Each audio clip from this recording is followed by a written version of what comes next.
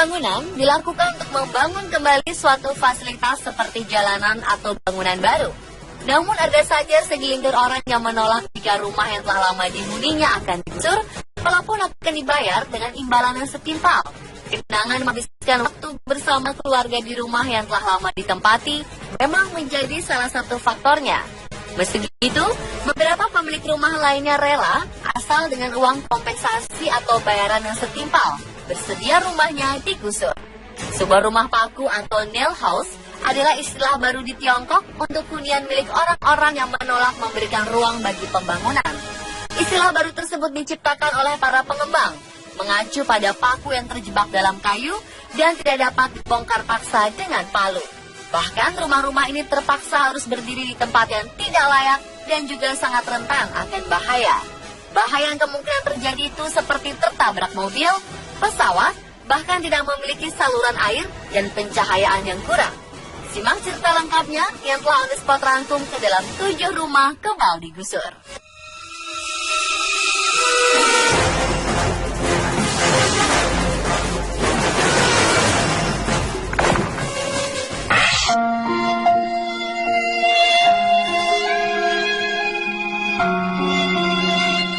Saat pertama kali melihat foto rumah ini, kita akan mengira telah terjadi sebuah ledakan besar pada bangunan tersebut. Kenyataannya ini adalah sebuah bangunan tempat tinggal di Yichang, Tiongkok yang pemiliknya menolak untuk pindah. Alasannya, karena jumlah kompensasi yang diberikan pemerintah untuknya tidak sampai menuju kesepakatan. Meski ia dan keluarganya sempat pindah sebentar, namun akhirnya mereka kembali lagi ke bangunan ini karena alasan ekonomi. Untuk keperluan air, terpaksa mereka harus mengambil dari sungai yang jaraknya lebih dari 1 kilometer. Sedangkan untuk lampu, mereka menggunakan lilin atau lampu darurat. Namun begitu, mereka tetap tidak ingin pindah dari rumahnya yang nyaris terkubur itu. Padahal tanah di sekitarnya sudah dikosongkan dan tumpukan tanah telah menggunung.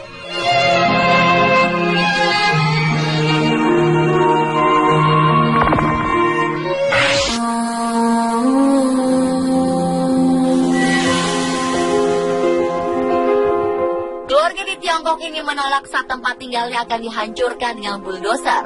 Tanah dari bangunan yang mereka tempati itu akan dibangun jalan tol oleh pemerintah setempat. Akhirnya jalan tol itu tetap dibangun tanpa menggusur bangunan tersebut. Maka sebagian jalan tol itu harus melewati bawah bangunan tersebut layaknya sebuah terowongan. Hal ini telah tersebar di internet dan para netizen memberi julukan pada rumah tersebut with a 360-degree road view. Ya, jalan tol itu kini memang terlihat seperti membentuk sebuah lingkaran.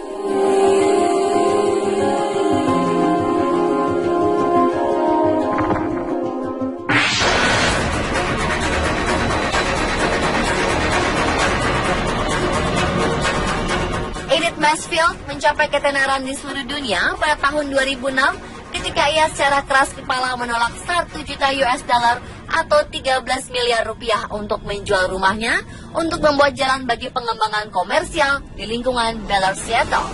Dalam prosesnya, ia menjadi seorang pahlawan di mata rakyat. Namun proyek 5 lantai dibangun di sekeliling rumah pertaniannya yang berusia 108 tahun tersebut, di mana ia meninggal pada usia 86 tahun. Setelah kematiannya, terungkap bahwa Mansfield mewariskan rumahnya untuk seorang pengawas konstruksi bangunan baru tersebut yang bernama Barry Martin. Karena rasa senangnya atas persahabatan yang telah Barry tunjukkan kepadanya selama konstruksi. Pada bulan Juli 2009, Barry Martin menjual rumah itu kepada Greg Pineo sebesar 310.000 US dollar atau 4 miliar rupiah.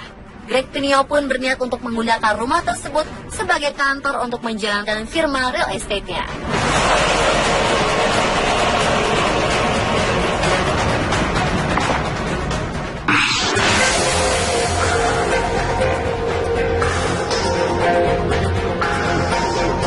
Pada tahun 1966, rencana untuk membangun bandara baru diungkap oleh pemerintah Jepang. Banyak kejengkelan dari masyarakat, terutama orang-orang yang memiliki tanah yang di atasnya akan dibangun bandara. Selama 20 tahun berikutnya, pertikaian dari para petani pemilik tanah yang tanahnya akan dijadikan landasan pacu, memaksa pengembang untuk sampai pada gagasan membuat bandara dengan 3 landasan pacu. Sampai hari ini, di tengah landasan kedua, terdapat rumah dan pertanian yang masih diduduki di sekitar landasan, menghalangi pembangunan landasan pacu ketiga. Di atas atap peternakan, lebih dari 100 pesawat terbang melintas setiap hari. Penduduk di Narita, Jepang ini berjuang keras untuk mempertahankan tanah mereka yang berada tepat di tengah-tengah bandara tersebut. Meski telah dibujuk, namun para petani yang menduduki daerah ini tetap tidak mau pindah. Pemerintah yang awalnya berencana membuat 3 landasan, akhirnya terpaksa hanya membangun 1 landasan pesawat. Para petani itu kini rela tinggal di tempat yang jaraknya sangat dekat dengan landasan. Hal ini memang terdengar begitu mengerikan, namun mereka tidak mempermasalahkan jika akan sering mengalami gempa setiap kali ada pesawat yang akan lepas landas dan mendarat.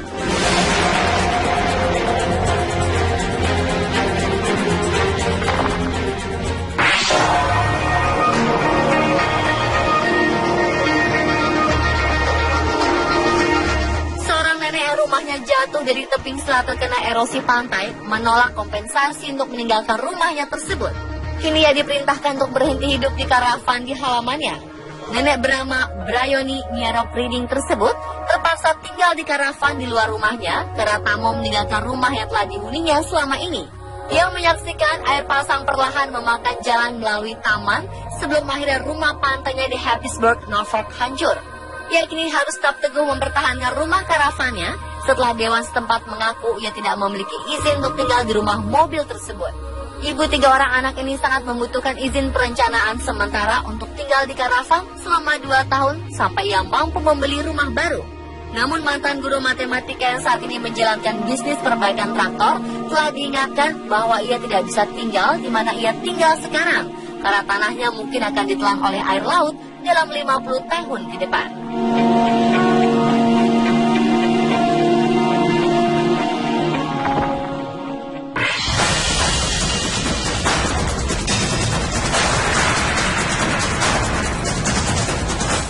Hall Farm adalah sebuah lahan pertanian dan peternakan abad ke-18 di Windy Hill.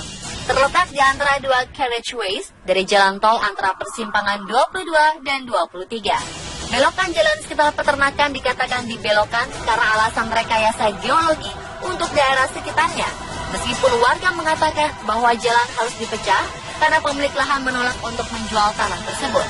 Karena keterpencilannya, pertanian tersebut sering dijuluki Little House on the Prairie. Pertanian itu kini memisahkan jalur jalan tol dengan pagar yang tinggi untuk menjaga ternak luar melintasi jalan dan juga untuk mencegah pengemudi berhenti di tempat tersebut. Pertanian yang ada pada saat pembukaan jalan tol dimiliki oleh Ken and Beth Wild. Saat ini dimiliki oleh Paul Thorpe.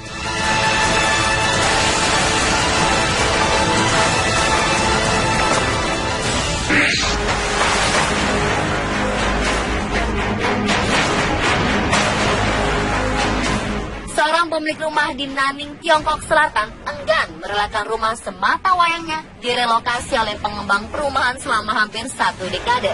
Bahkan rumah yang dijuluki sebagai Nail House itu kini terpampang di tengah jalan kawasan pembangunan.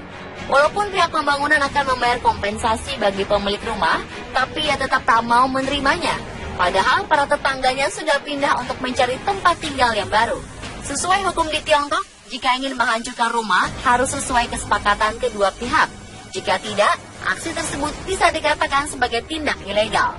Kasus ini merupakan sengketa baru antara pemilik rumah dengan pengembang perumahan, karena si pemilik kekeh dan selalu mencari dukungan dari publik.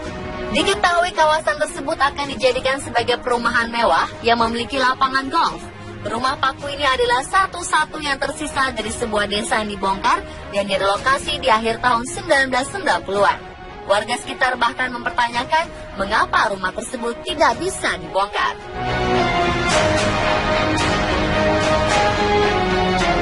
Dan pemirsa, telah ke-7 rumah yang kembali digusur versi on the spot.